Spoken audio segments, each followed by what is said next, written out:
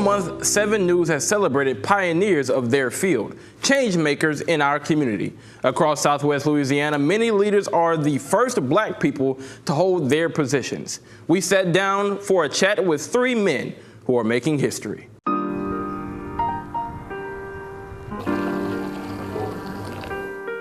I want to do a quick little rapid fire. You know, what did y'all want to be growing up? Me, a policeman, since I was little. And when my brothers were playing cops and robbers, if I wasn't a policeman, I wasn't playing. Wow. I always wanted to be a soldier, because I had uncles that was in the Marines or in the Army, so that was just my path to go through. Yeah. I just wanted to be an engineer. I just wanted to build something. Yeah. The reason why I asked that is because, you know, when I was growing up, the first job I ever wanted to do was be a restaurant owner, own a restaurant like where we are now, right? But I ended up being a reporter.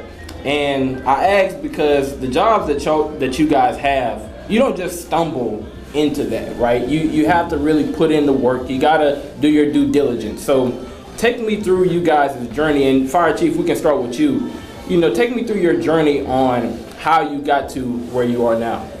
Well, as I said, once I was a senior in high school, I joined the Army in the delayed entry program. I did my time in service, and when I was getting out, I was introduced to the fire service, and then from there, just caught the bug and just answered the call to be a fireman, and then, you know, work your way up through it. Got to being a firefighter, then I transitioned to the training division and worked my way up through there. Now I'm the fire chief. Absolutely, Sheriff. Well, for me, I started off as a police officer in Westlake in 1983, and so this has been, you know, a 43-year journey for me, and I was fortunate enough to be elected chief of police in the city of Westlake, and I'm very blessed to have been elected sheriff of the parish, and so it's been a long journey, but one that I've enjoyed. You know, like Chief Carter here, I pretty much took the same path, went to work, got into training, kept getting promoted. Things have worked out for me, and it's an honor for me to represent the men and women of our sheriff's office. It's the greatest honor I could ever ask for. Yeah, fair. Well, in high school, you know, we used to have career day, and the teachers could overrule what you were asking to get into. So they were always having me meet with the attorney groups. There was the attorneys. I remember at our school, at Washington High Schools, they wound up being judges. Judge Al Gray, State Rep Wilford Carter, and Judge Gene Thibodeau. So for all 3 of my years, they kept putting me in career day for lawyers. Then when I went to college, I still went into engineering. Then I ran into physics and said, you know, law might not be a bad option. So I wound up getting into law, went to law school, and then I wound up getting into politics because the port had gotten dissolved, and I did a lot of business law. So I was asked to put my name in for that because they wanted to get it back on track, and the public service bug kind of got me in. Yeah. Now, you know, when I think about, you know, you guys' journey and how everything that you guys went through to get where you are now, right? Each of you are the first black men to have filled your positions.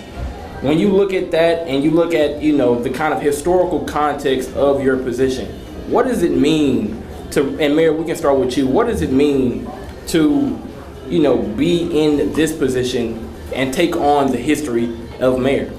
You know, being mayor is a powerful position because you get to help people, and it's very gratifying when you can help people. You know, you take some of the hits for it, but you do that. When we got elected, I thought about my dad and all the people that had raised me, how much pride they would have had because they poured into me. But it wasn't until we were doing the swearing-in ceremony, we came in through the back of the event center. When I came out to get on the stage and I looked and saw that Coliseum full and how much pride and energy was in there, that's when it hit me that this is pretty significant. This is historic. My wife said, "This is a pretty big deal." I said, "Yeah, I think it is." Yeah. Now, and Sheriff, that brings me right to you because, I mean, when we think about the police force, right? We see the police force as kind of the face of accountability, and of that police force, you are the face. When you think about that, right? And all the pressure, all the scrutiny that may come with that, how do you kind of go about it on your day to day? You know, kind of just saying, you know, putting one foot in front of the other. Well, for me, it's pretty easy because of the way that I was raised. I mean, you know, as an elected official, two most important attributes you need to have is integrity and character. I can tell you my parents instilled that in me at a very young age, to always do what's right, even when nobody's looking. It's been a pleasure and a joy for me. You know, when I see young people coming into law enforcement, especially young African Americans, which are hard to recruit. It was hard to recruit when I joined, but it was something that I wanted to do. It's important for me to set an example for them. People set examples for me.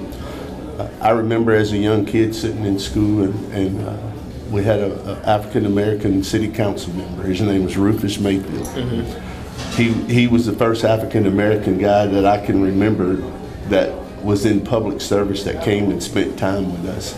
And he always stuck with me. Why I remember his name to this day, I don't know.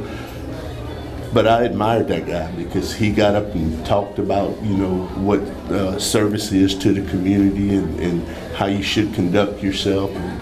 And I remember that. He left a lasting impression on me. And it was at that point where I knew I wanted to get into public service. Absolutely. And Chief Carter, that brings me to you, because when you look at your job, right, you have to be kind of the team leader, so to speak. No more.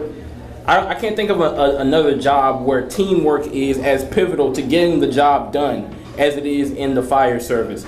So take me through kind of how you go about your leadership process, how you think about bringing the young people in and making sure they're all on the same page. It was the same, like I said earlier, like joining the military, and you learn your teamwork, building skills, your leadership skills day one in basic training. So through my entire career, that's what it was in the military. So when I joined the fire service, it was basically the same line of doing things. So once I became the fire chief, that's what I'm building on, just recruiting, as in it's not about a specific race or anything. It's just like Sheriff said, is the way you were raised. If that's instilled in you and how you do it, that's what comes out, and that's what people see. So once you get out and just do you and be you and do your thing, that's what people see, and that's what attracts them to come to you. So in the fire service, it's more of just attracting, this is what we do, this is why we do it, and is answering the call to be, emergency responder, and you're here to help. And you said you didn't like being on camera, but that was a great answer right there, because, and I think it's a good segue, because when you think about all of the positions that you guys are in, right, and where you all come from, you all were raised in this area, When we think about that, right, those people back home, they don't when they see you, they don't see Fire Chief Carter. Right. They see Delton, right? When they don't see Sheriff Guillory, they see Stitch. They don't see Mayor Simeon, they see Marshall, right? But you at the same time have a larger audience and a larger responsibility to not just where you come from, but also to the larger city as a whole and the parish as a whole. So how do you kind of balance, honoring where you came from, but also managing a more diverse community? I think the chief said it right. You have to do you and be you, because that's who you are. If you start deviating from that, you're going to lose your path pretty quickly, because what got you there is the things that was instilled in you, the focus that you had, and what brought you to this platform in the first place. So that takes a certain amount of maturity, it takes a certain amount of confidence, and those things, that's what people know you as already, so you just have to stick with that. Now sometimes, in these positions, a lot of people come at you, and it gets to be a lot of noise, but as long as you do you and be you, everything can be okay. Yeah. Yeah, and like for me, growing up in low-income housing, law enforcement didn't have the best reputation in low-income housing because of the way, they treated people sometimes. And that's what inspired me to get into law enforcement, because I felt like I could make a difference, and I felt like, hey, I can get in and hopefully change some things and be an example of what things could be. And I never want to forget where I come from. When I talk to young people, I stress to them all the time, life is not about where you come from. Life is about where you're going. Where you going? And I was raised in the projects and low-income housing, but I knew I didn't have to stay there, and that's what I strived for, and that's what I worked for, and I knew that if I did the right thing and worked hard, those opportunities would come, and eventually they did. And I stress that to young people every time when I talk to them. Don't worry about the situation you're in now. Don't worry about where you're at. Look at where you're going. Yeah. Exactly, or where you want to go to, where you want to be, and work hard to be that what you want to be. And like you're saying, it's not where you start, it's where you end up, because a lot of people still see you and still want to talk to you like, oh, just going off of your question, I'm not the same person I was in high school. I'm a different person now, but you would still meet your friends that you were in high school with, and it's just now you show who you are now, and they respect you for it, and now they understand him. He's the mayor, he's the sheriff, I'm the fire chief. We still the same person, but is our careers that we're leading now. Absolutely. Yeah, and plus, I remember growing up, and I know we all did, you had the elders that would tell you different things, boy, if they just did this, and if they just did that, and you bring that perspective with you, Like Stitch said, we knew in the community that, the police didn't have the best of reputations, but they had some policemen that, that was a gentleman, Max Shepard, we would be cutting up, and he'd come up to us and say, look guys, I'm telling y'all right now, you're on the wrong path. I'm talking to you today as Max Shepard. When you see me tomorrow, you're going to see Officer Max Shepard. That's going to be a whole different conversation. And you take that with you, Yeah. I mean, and for the young person that's watching, right, for the young person that's at home, and they see this table, right, and they say, man, I mean, I see that, but I'm not all too sure if that's for me. How do you kind of extend that kind of olive branch, if you will, to say, no, this can't be you, because it was me? Hear their answer right after the break.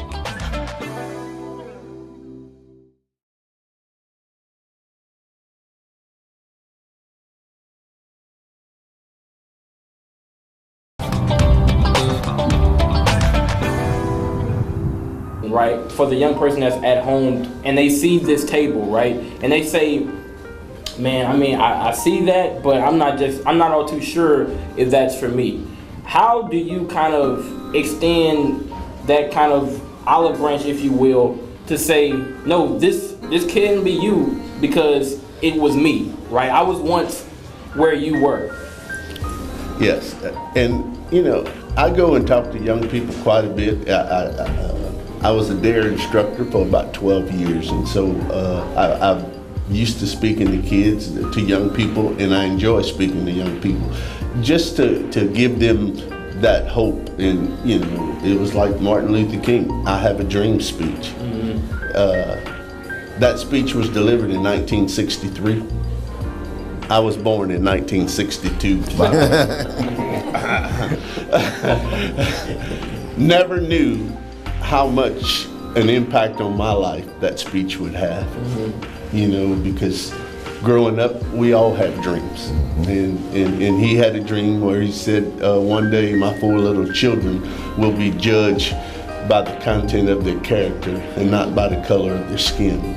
And because he had a dream and because he spoke that dream, I think we all lived the dream. Yeah. And it's important that young people go out there and work hard. Opportunities are going to come. You just got to make the right choices in life.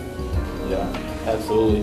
And go ahead. Oh, and it's important for, they say, when they see them, just to know that it's possible, it can be done, because we're sitting here now. That road may be, we didn't just wake up today, and just we the chief and the mayor and the sheriff. Hard work. Yeah, we went through. We just you can be that voice and pass it along. Each one teach one. You see they want to do it. Just tell them the path to be there, and you can eventually be here. And to the young ones that's even thinking about it, the best way to get involved is, when I was a little boy, my grandfather, I'd go up to him and I'd say, "Papa, I got a problem." And he said, "What's your solution?" I said, "Well, wait, you didn't hear my problem." He said, "Oh, I know, but I want to hear your solution." So I get a little frustrated. I say, "Papa, I'm trying to tell you my problem." He said, "Son, if you don't have a solution, by definition, you can't have a problem." So that just changes the whole thing. So anybody out there that sees a problem, the best way to affect that problem is become part of the solution and get involved, Yeah, and this is my last question here, because, right, you won't be in your position always. As much as I know you all love what you do, right? But when it's all said and done, and the chapter is closed on Mayor Simeon, on Sheriff Guillory, on Fire Chief Carter, when that chapter is closed, how do you want people, Mayor, to remember, when they sitting at the table, they sitting around the table with their families? And I remember when Marshall Simeon was our mayor. How do you want that conversation to be had? I just want to say, Marshall Simeon was a good mayor. He loved Lake Charles, and I saw how hard he worked, and he did an honorable job. Yeah, Sheriff. For me, there were a lot of people that came before me in law enforcement, African American police officers that didn't have the opportunities that I had. And I think about those guys every day because, there's an old saying, before the train can run on the track, somebody's got to lay the tracks. And those guys laid the tracks for me, and I'm able to run on the track because I'm the train. They laid the tracks for me. And so for me, going forward, it's always important for me to make it better for the next generation. I'm thankful for those guys. At the end of the day, when my legacy is done and I'm all done, I just want people to say, "Hey, Stitch Guillory was a good man." Yeah. That's good enough for me. Yeah. And I want to say that just compound on what he's saying is exactly right. There were several African American men that made it into the fire service, but they never made it to fire chief. They laid the tracks for me to be here. So now that I'm here, my goal is to take what they did and carry it as far as I can and leave it better than when I got it. So the next person that comes in can carry it even further. It makes it a lasting impression on the younger generation that's coming up, so they can see that things are progressing positively and not just be that. So for me, it's just, he was a good fire chief, and let's keep doing what he started. Man, I gotta tell you, I'm ready to go to the gym or do the treadmill or something. I feel so motivated right now, and I think that's a good place to leave it. But I do want to ask if you guys had any parting words that you want to get out. Well, I would just listen. I'm thankful to our community for giving us this opportunity. A lot of times people pose the question, well, how far have we come when it comes to race? And I think we're a perfect example of what hard work is about, the epitome of hard work, but just doing the right thing. And our community has been so supportive of me as sheriff, and I'm just thankful that they gave me the opportunity to serve as sheriff. It's the greatest blessing in my life, other than my kids. And so I'm very appreciative to that. And it's always important for us to be mindful of, hey, they gave us an opportunity, the voters of this parish gave us an opportunity to serve in these positions, and it's important we do the right thing. I just think that I value what Stitch says, that our community gave all of us an opportunity, because the way this community is set up, it can't be just a black, all white community or Hispanic community. it have to come together. That's the only reason why we're in the position that we are, that the community had faith in us. They were able to look past race, looked at everything else, and exactly what Dr. King said. They looked at the content of our character and said, I'm going to trust these gentlemen to lead us. And so, you know, my whole motto has always been One Lake Charles, because my vision is always to bring everybody to the table. But you know, when you come to the table, let's see what everybody brings to the table. And I think that's going to make us a stronger city, a better city. And I think going forward, people are going to have those expectations instead of some of the things that divide the communities from time to time. Yeah, absolutely. And I would think just not being an elected official, I'm appointed, but I still serve the community. And just whatever I bring forward, the positive, and just to let the department know that everything I do is for them, but they're a reflection of me. So when the community sees them, they see me, and we all doing the same thing as a positive. Good job, guys. Yeah, you said 62, I almost said,